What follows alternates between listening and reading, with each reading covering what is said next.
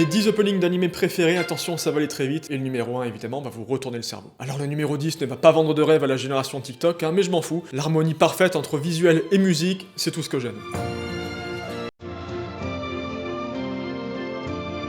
On change totalement d'ambiance avec le 9ème, qui fonctionnerait même parfaitement dans le cadre d'une adaptation live complètement pourrie. C'est dire le niveau.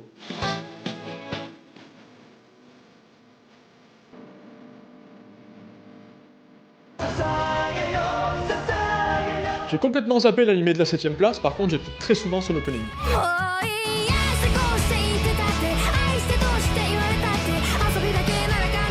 Le numéro 6 ne paye toujours pas le loyer alors qu'il squatte régulièrement mon esprit, alors que j'ai pas vu l'animé depuis plus de 10 ans facile.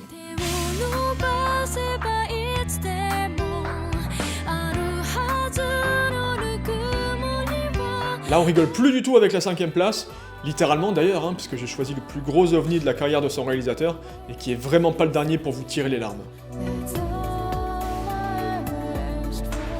Et là je sais qu'il y en a certains qui vont me dire que c'est la 4ème place de la nostalgie, peut-être, mais déjà vous allez rien faire, et en plus j'écoute encore très souvent ce morceau aujourd'hui.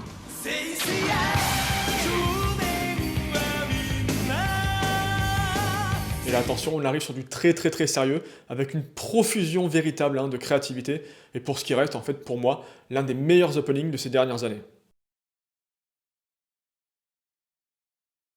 Et là, le numéro 2 va peut-être faire débat, peut-être pas, je m'en fous, parce qu'en fait, il s'agit tout simplement de ma chanson préférée d'opening de tous les temps, qui résonne vraiment en moi de manière particulière et indépendamment de la série dont il est tiré.